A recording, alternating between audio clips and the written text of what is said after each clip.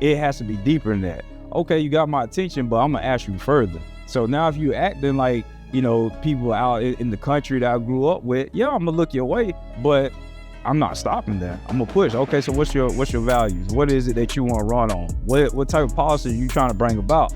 That's what I'm gonna ask. And the moment I start hearing that stuttering, or you don't really have a plan, look, go finesse someone else, because it ain't happening here.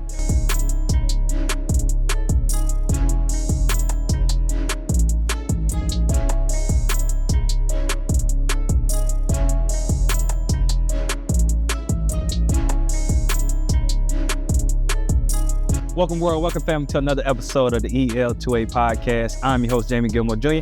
To right of me, we got Mr. Military Man, Mr. Miles McConnell. How you feeling today, brother? Feeling pretty good. How you feeling? Feeling great, man. I appreciate you fast. To the right of him, we got a person that is missing in action. The rocket is not here today. The rocket took off and it hasn't landed yet. But we're going to have a great episode today. If you haven't noticed already, man, our last couple podcasts, I want to keep it funky with y'all, like my boy Cam Newton say.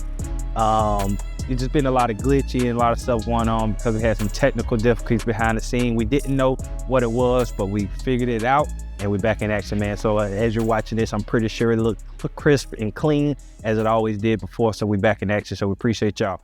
But what you can do right now, like, subscribe, and comment. Make sure you're liking this episode, man, so we can keep giving more episodes to you.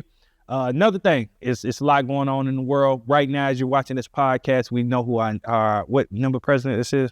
47, right? 47. Yeah. Right, 47. We know who our 47th president of the United States is right now. As we're currently recording this, it is election day. So I want y'all to know, just leading up to this point, and even now, there's a lot going on. In my opinion, our nation has it's more divided than it's ever been right now in these times. We have so many people on this side, that side, up, down, some people that don't even know where they stand. And I think right now in this day and age, man, we need more so than ever to figure out, okay, what are we going to do next? All right. So the election is over. What is it time to do now? And I think we need to, strategize, reorganize, strategize, get on one page. And again, I said this on here before, collectively as communities, because we have communities that make up the United States. Then we have, overall, we have demographics, we have all these different things, and people are all over the place. And again, I think it's never been this time. I heard a conversation and I just said this, you could chime in on this. They said, because somebody said they were having a conversation on how we're more divided now than we ever been. And I think the rhetoric was, or the question that the rebuttal was, so we're more divided than even when people were getting dog sick on them and stuff like that. And it's like, yeah, because even in those times, it was like two sides almost. Like in those times, white, it was two sides of where people stand. And this time, it's like, even the people within the two sides got division within them. You get what I'm saying? And we're so out of whack, and that can be very dangerous. And again, as we're recording this episode, when people review this, we don't know what our world gonna be by next Thursday when people recording this. So when you hear me saying all that, man, what you think? Like just this election season and where we at now. Just give me your opinion on what's going on right now. Well, the point that you made that you have these two sides, but you have divisions within those realms.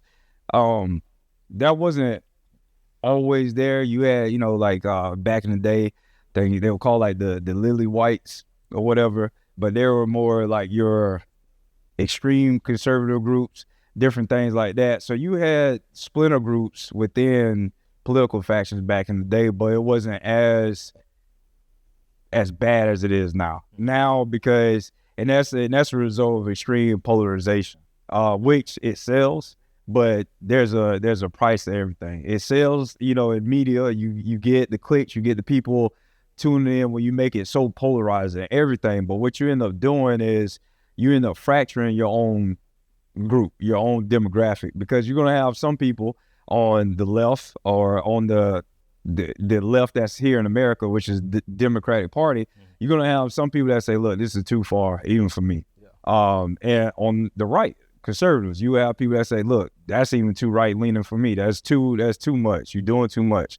And that's what you're seeing in being played out. That's why now, even though, you can have a political party, take over, and still there'll be too much infighting to where nothing truly gets done, because even amongst that house, it is going to be very divided. As we know, any house divided, it's going to fall eventually. So people are just feeling what has been happening for so long. People feel this sense of impending doom and dread for our country because, same thing, we've been a house divided for far too long. So realistically speaking, it's not beyond the realm of belief or expectation that here shortly we could very well be walking ourselves into a point where America falls. But the good news is it's preventable. It's just the right people got to get out in front and speak to it.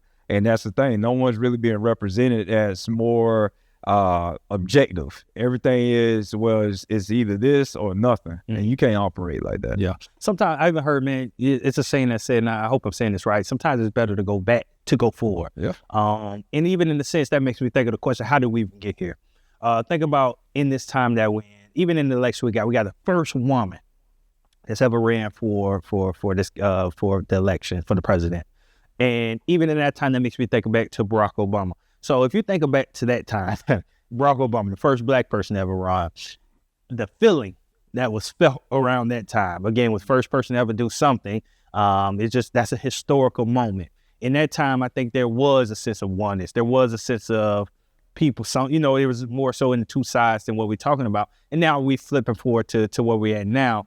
And the first woman, and even within, so when Barack went in, it felt like maybe for the first time, I ain't gonna say the first time ever, but before the first time in a long time, black people almost was on one page, that they wanted a black president.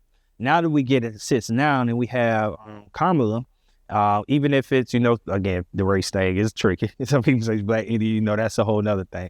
But for women, let's even say for women, you would think women will rally around, but you have women that's on both sides. Even when it comes for black men, I think right now in this election is the percentages for black men for Trump are more than they swung it more than Kamala got. So it's like what I'm getting into, I wonder, how do we get here? Like, how do we get here? And I'm gonna answer my question and I'm gonna throw it to you. I think we get here, obviously, what I said, not being organized. We waited until now. Something that we knew 4 years ago that was coming. We get to a point to where we wait until it's the time to start trying to get on the same page or make sure everything's aligned to make decisions. And now we get into the time where we're a couple days away and you have no one really know what's going on. All people see is what they're fed to see on media, through media. And obviously media is doing things to evoke people to feel far this way or far that way. There's no real real messages going around. So when I'm thinking about how do we get here, me personally, I'm gonna just say, obviously we're just not organized. We wait till it's too late. And we allow media to control our narrative. How do you think we get here? Those 2 points I agree with. That definitely leads to how we end up in this situation. When you fail to prepare, obviously then you plan to fail, as they say. And you have 4 years to prep every time. So it's not like, it shouldn't be catching anyone by surprise. Right. It's coming. And then another thing is too, the reason why you have these people that it's double speak in a way. And what I mean by that is anytime people speak for, I'll just say the black community and say, well, we should be doing this. Soon as it goes against the grain, against what's socially validated now or supported, first thing they say is, well, all black people aren't monolithic, meaning all black people aren't the same. That's a true statement. Right. But then when it comes time for an election like this and you have Kamala Harris running, those same people that would beat you over the head to say that black people ain't monolithic, when you suggest something that they don't agree with, now all of a sudden we supposed to be monolithic. Yeah. Don't work that way. You can't tell me, well, I'm my own person, I can think for myself and vote accordingly to myself on one day, and then on the next you tell me I'm literally betraying my skin tone if I don't go with someone else or go with this person. Yeah. That's not even logical. Hold on, so you're telling me just because you're black, you don't have to vote for the black candidate? I don't subscribe to that. Never have, never will. I say that boldly right here. Yeah, you can stamp that, because at the end of the day, I had someone, a young man, talk to me about politics this morning, and he was asking me some questions. And so I asked him, are you a believer in God? He said, yeah. I said, do you believe that the word of God is in the Bible and what it says, and, it's not up for debate, anything else. It's the reality. Right. He said, yes. So if that's your belief, and that's the context in which I'm speaking with, because I'm a believer of Christ, so the lens in which I view the world is through that lens, skin tone isn't going to save my soul. So I'm not going to betray my religious beliefs just to say, well, this person black, so I gotta go with him. That person may not believe not 1% of what I believe in. What sense does it make for me to elect that person as a leader and they betray all my beliefs as a believer in Christ just because they black? How does that help me in the long run? So I just don't subscribe to it. If people do, to each their own. It's just me personally. I'll put more stock into the principles and the values that I live my life by. Is icing on the cake if they look like me, but I'm not betraying all of what I believe in, what I live my life according to, just because that person has the same skin tone as me. Because a devil can come in different shades, man. It doesn't always have to be what you perceive the enemy to look like. Yeah. Just thoughts. Do you feel the likelihood of someone in it, just to follow that narrative, in the likelihood of someone being your same color as you, that they have a better understanding for you, or they may want or be aligned with you in a sense? Just you give them a sense, because you understand the struggle, you understand where we come from, you understand what we had to get through.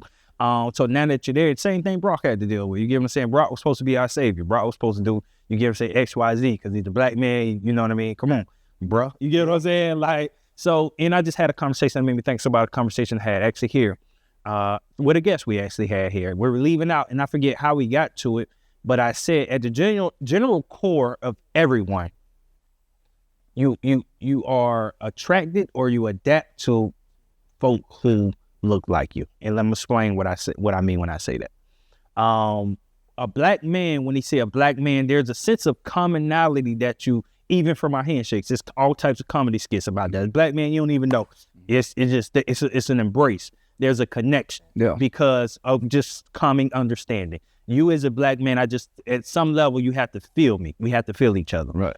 A white man is different. You get what I'm saying? We're going to shake his hand. And it could be that white man got way more pure intentions than the black brother. It's just common human nature. Again, you go out in the wild. We're human, we're nature. You get what I'm saying? You go out, you don't see lions walking with sheep. You don't see sheep. You get what I'm saying? You roll with the people that you are. And I think that's the same thing with our human. What I do think we do ourselves a disservice as humans is not just making that natural. You get what I'm saying? We try to make that like it's something outside of the ordinary for somebody to feel that way. And I think that's where we get messed up. You get what I'm saying? Yeah. Nothing's inherently wrong with that. But I will, and I've said this before on a podcast, you got to be careful of traits of a person that can be purchased or it can be reenacted. What I mean by that? So when we talk about a commonality and just kind of like our cultural things that we do that link us as black men with other black men, right? That knowledge can be weaponized against you because then they understand the way to get you to look their way is, well, hey, what's up, bruh? Dap them up, talk about certain music, talk about certain things. The cookout, right? Big mama. You start dropping things like that, now you start to get black people to look. Now you make it so easy to have your attention pulled in a certain direction because the only thing they have to do is hit the box. Yeah. They walk into a black church, you're going to look. They say, what's up, bro? You're going to look. They talk about Big Mama cookouts and soul food cooking, you're going to look.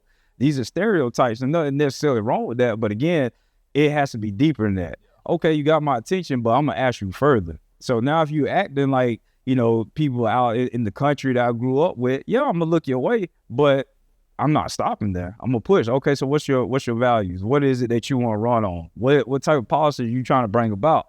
That's what I'm gonna ask. Yeah. And the moment I start hearing that stuttering or you don't really have a plan, look, go finesse someone else because it ain't happening here. Yeah. And that's how you got to be. You can't get caught on just, well, this person was in a sorority and this person was this. All that's cool. I'm not knocking it. Yeah. But that can't be the sole reason why you say that this person is for us. And I think that's what goes to the next thing. I mean, in our terms, we call it street knowledge, but there's a sense where that we got to be able to decipher, you know what I mean, what somebody true, and that has to come in from the course. So that can lead to our next conversation, because at the end of the day, that's your home. That's when you got to do your homework. You get what I'm saying? When you have to be able to study people and be able to know when something isn't right.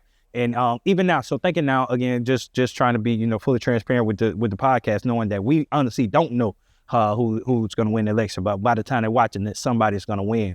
And there's a group of people that's out there thinking that if their person don't win, that the world's going to be in shambles, and if their person win, that they're going to be in a great position, that the world's going to be better, that it's going to be aligned with what they believe.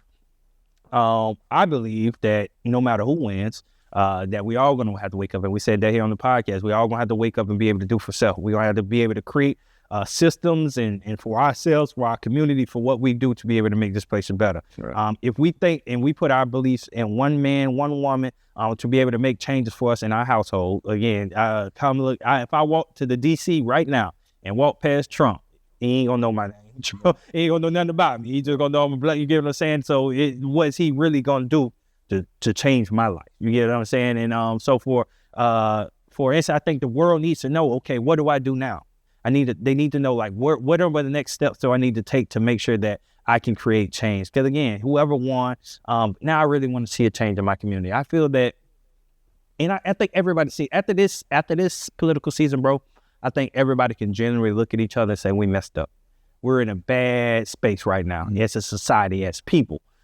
Just by what we allowed to be out there, what we allowed to, even if we want to go back to the comedian thing that happened at the Trump rally, like to think that something like that can even be okay with being able to put out there on the air. And again, comedy is comedy, but it's time and place for everything. And again, that's Jamie's opinion. But to think now, okay, what's next? I kind of want to have that conversation, man. I want to give people some gems on what they can do now, where can they go from here. I'll let you go first. Anything you think about, then I'll spin off you. I've said this, again too on this podcast. Come tomorrow, right? And regardless of if your person won or not, I challenge you to still stay vigilant on political topics. Still stay vigilant. Still study. Still read. And now take your time. Don't sit there and just go with the first Google search, this, that, and the third, and click on sources that you may not agree with. There's a lot of learning that can be done when you take the time to study your opposition or someone that's on the other aisle than you and really think about their logical flows.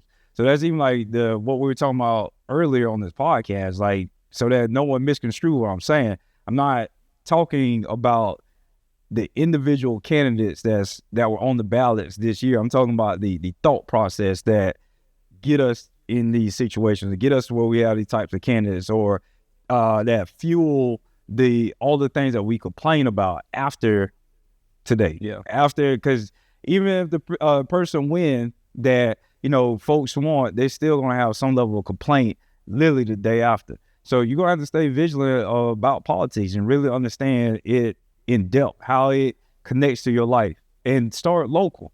A lot of times people, they just, for whatever reason, they disregard the local politics as if it has no bearing on your immediate life, which it does, way more than national politics. When you're talking about the quality of your kid's school, even the roads, the quality of training that the first responders get and how equipped they are, all these things are local government issues, all local government things, and yet city council meetings are still very bare bones, or you see the same 15 people occupying them. Like I said, it's crazy. I can walk into a city council meeting and already know who I'm receiving before I walk into the room, because it's the same people that show up every time. Yeah. So you can't stop. You can't. Otherwise you're going to find yourself in the same predicament, the same, rabbit hole where now, I see people on social media right now, it's like, I just voted and I already feel sick about this whole situation. Like, what's it going to do? Like I said on my Facebook yesterday, I've never seen worry be a solution to anything. Yeah. People will sit there and worry all day, but what's it going to fix? If you're worried about something, that means you are not as prepared as you need to be for it, which means, again, the good news is you can change that. You can go and alter that. If you don't know where to start networking, talking to people. Any city council stuff you can find on if you're in Ocala or anywhere, just type in your municipal government, online, your city hall or your county commission, wherever you may be. Go on their website. They'll have the events up there and when meetings are and what they're going to discuss, and just start attending these things. And I would say if it's still too intimidating, just pick 1 to 2 political topics that you really care the most about and just go hard on. Like, just lose yourself in it and really just see how connected everything is and how the system is. You cannot change the system if you don't understand how it's supposed to operate, right? Reason why a mechanic can fix your car, because he knows what it's supposed to sound like, how it's supposed to move, how the machinery is supposed to interact with it itself, right? You can't fix anything if you don't know how it's supposed to run. We have too many people that don't know how it's supposed to run. Yeah, no, I love it. And pick it back, because a couple of mine going to pick it back on what you said. I think it's even wherever you eat, sleep, and play, whatever community you're from. I think we have to do a better job of holding our local officials accountable and letting them know that you're building, again, if you think about it, think about your Facebook feed, wherever you're at. If you think about the Facebook feed and what you see is for people complaining and doing all these different things, imagine if all these people got in a group and named it something. They don't have to name it something, but they just named it something. Created Facebook groups, created like action groups where they get together, really discuss topics and make action items, and really showed up to the city council meetings, like you said, showed up to the county commission meetings and all these different meetings, but letting our local officials know that you are here and you're not going nowhere and you're going to hold them accountable for what they're supposed to do. Imagine the type of change that'd be had. All right. So I think it's important that we take that frustration, or that we take that the words that we had, just your focus. What they say, where your energy goes, your focus flows. Like, shift your energy from just putting it out and use as just useful words on the internet, and actually putting it to action, where you can get a group of people or using your influence to gather people together and say, hey man, let's really create change. I think that right there will really change. So that's one, getting your groups. Another one, man, building bridges. I think we need to do a better job of building bridges within our community, within all. I think this election has showed that a lot of people are building walls, and just walls out there. So we're not giving a leg for open communication. Hey, I feel this way. How do you feel? Why you feel that way? Let me get a perspective of that's how community works. We just say, this is why I think, and if you don't think this way, unfollow me. You get what I'm saying? Get off my page, because I ain't rocking with you. And I think like rhetoric like that or conversations like that, we're not moving the needle forward. We're different people. We got different experiences. You got 2 black men on this stage right now that were raised 2 different ways, and the way he thinks is because the way he was raised, what he's seen through his life journey. And the same thing with me. So we're not going to see things the same way all the time. Some things we may agree on, hey, happy, but the things that we don't, we should be finding an underlying way. It's not that we're communicating so that he thinks the way I think, but he at least should understand the way I think, So again, building bridges, not walls. So I say, what the first one I said, getting the group together. So make sure you get in the group, use your voice, you getting the group together, building bridges and not walls. But the same thing, you're going at our local level, man, at the core. And this is speaking from a person that hasn't always been a part of, I guess when it comes, you think about community building and being at it at the ground level and actually boots every day, boots on the grounds every day. These people are so accessible, and you'll figure that out once you get in it. These people are literally one call away, one email away. And again, just like you said, you can look up these people emails on their thing. Man, I'll tell you a cool story, man. Cool story to get me to where I'm at today. I got back to the community, and I seen that there was a lack of a young person like me at the time. I had a master's degree. I'm a black man. I'm young. I feel like I can attack the world. I can do anything I want to do right now. But I was hitting walls. People in this community that I'm from, Ocala, Marion County, they were saying, man, you should come be a teacher. You should come be working in the school system. I'm like, man, I don't want to do that. Everybody do that. I was like, not that I felt I was bigger. I just felt like God had something else for me. I just took a same thing he just said. Literally, I just took a jump on faith, and I Googled, and I found Ocala page, and I found our mayor's website. I emailed our mayor, and this really wasn't and you got to think at that time, in my mind frame, when I think about the mayor, I'm thinking about and not that is a very important role, but I'm just thinking this is a person that's hey man, ain't about to email me back. Man, within days time, I'm getting an email back from the mayor, and within weeks time, I'm in the mayor's office having a conversation about him, about what I see wrong and what I want to make the change about. again, that conversation leads me to being here today. This 4 years later, there's a lot has happened within those 4 years. So what I'm telling you is that I seen something that needed to be done, and I wanted to make change, and I put action behind the things that I said. I just didn't go in the man's office to take up his time and say this and want to be done and expect for him to make change. No, I told him my plan and what I wanted to do, and I follow up on it. And it's the same thing you could do, man. Anybody at home, anything that you see wrong with your community, you can fix it. Don't wait for nobody else. You got everything you need is within you to fix it. And you have other people that there's going to be a community of people that feel the same way that you feel. And once you start putting legs to whatever that thing is you want to do, you're going to see a group of people that come to support you, man. And that's what you got to do. Again, we got to stop complaining and then take action. All right. And another thing you can do is just like he said more than a political picking one thing. I'm going to go even a step further. Even in just a sector within a community, there's different sectors that make up a community. You got education, you got humanity, you got all these different things, homeless, you just got different things that you may care about. Some people care about dog, animals, whatever it is you care about. Pick one of those things that you care about. And just like he said, go hard.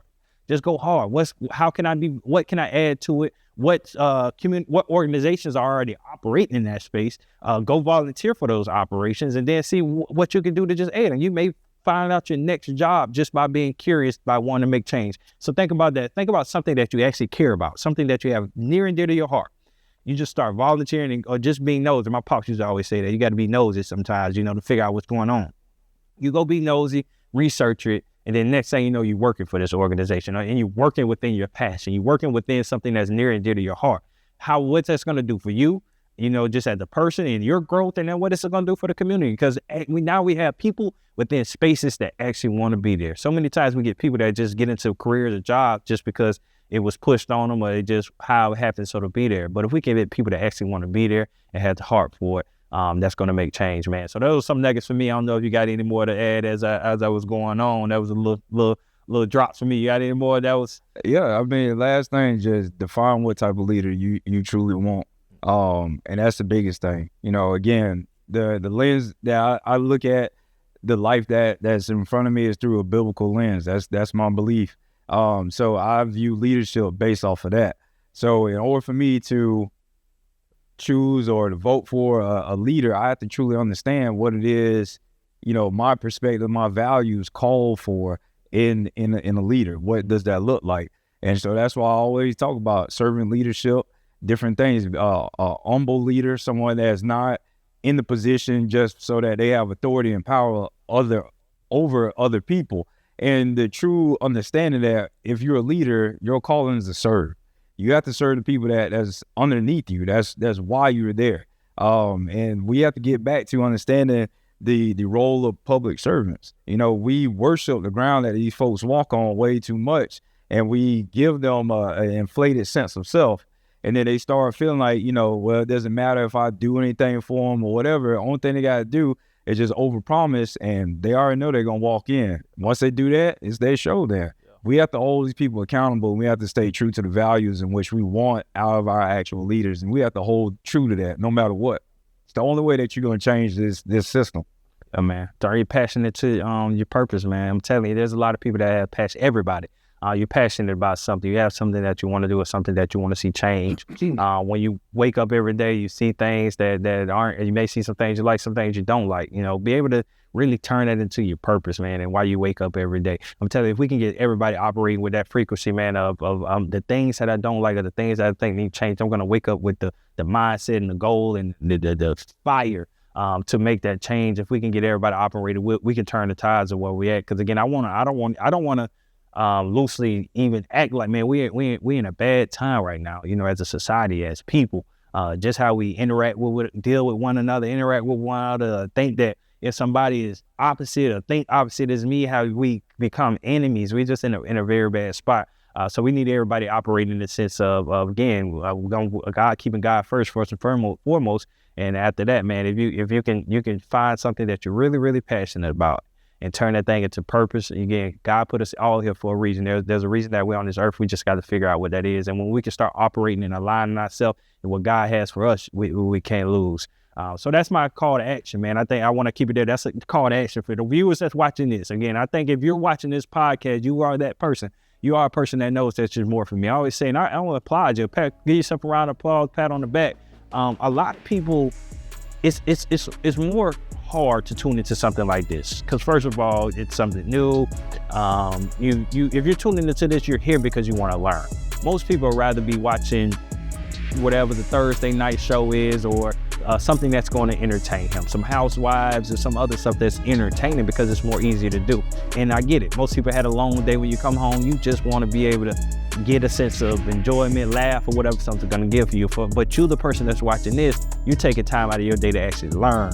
And that means a lot. That means that you're the person that's really got that purpose line within you, that the change that we need. Like, God is doing something in you right now that you know that is in you, and you're trying to figure out how to get. You either know, you probably know, or you're working in it, or you know that there's something that is out there, and you try to figure out what it is, man. So that's my call to action to you. Just find the time, literally figure out one thing that you just like, that you have passion for, and turn that passion into purpose. All right. So again, man, whatever you're doing right now, make sure you like, subscribe, and comment. Again, this is a new presidential election.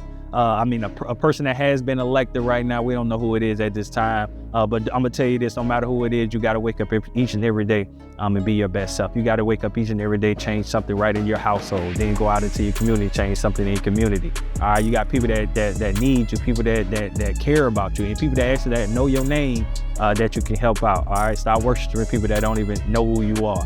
When you got people right within your community that's probably making way more change than any one of these people ever make in your life, and you dismiss them people, they just joke from down the road. You get what I'm saying? So you got to be able to be where your feet at. Be where your feet at. Celebrate the people around you, and let's keep making change. All right. So anything else you got before we get out of here, Brother Miles? Hey, just take it one day at a time, and just remember, if everyone were good neighbors, we would have these problems. So learn what it means to be a good neighbor, what it means to have respect and care for someone other than yourself, other than your tribe or your selected group. Just learn how to just have genuine care for others, and a lot of this stuff will blow by.